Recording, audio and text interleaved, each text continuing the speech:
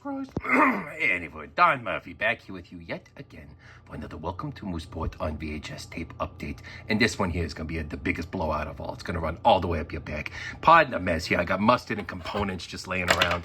We got to clear space here because we are talking about this film here. Welcome to Moosport on VHS tape. And really what we're going to be diving into is the past. Because without the past, there is no future. And this film, this VHS tape, foresaw the future in ways that none of us had expected. Of course, you have Ray Romano and Gene Simmons himself. God rest his soul here on the front. We had that wonderful, wonderful illustration and photo and that nice typeface of Welcome to Moosport. It's really quite an anomaly how great this film is. Even though I haven't seen it in many years, I don't really remember anything about it, but it is my favorite film of all time. Actually, when you think about it, it's a complete dichotomy and anomaly. Kind of like in Space Jam with that girl bunny when everyone wanted to have sex with her when that movie came out, including myself. I became a furrier for a little bit. I went to some conventions, had a good time, but I'm over here. It's just a phase. But this film here is the furthest thing from a phase. It was the future. It is prophetic. It's a soothsayer in a way when you really think about it because of the things we're about to discuss. Going down, as you can see, oh, don't look at the crotches there. You wild boys out there always looking at crotches. Here we are. This is what we're going to be taking a closer look at. Let's get in there real tight.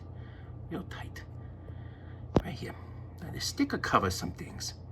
But when you think about the words written here, and you think about the current situations of our nation, and really the world when you get right down to it, what is the number one thing that has been discussed, not just in the global economy, but our nation's economy? Tariffs. This film was talking about tariffs 20 years ago. And now our nation is torn apart thanks to tariffs. Now, I don't know whose idea it was. It may have been Hackman's himself.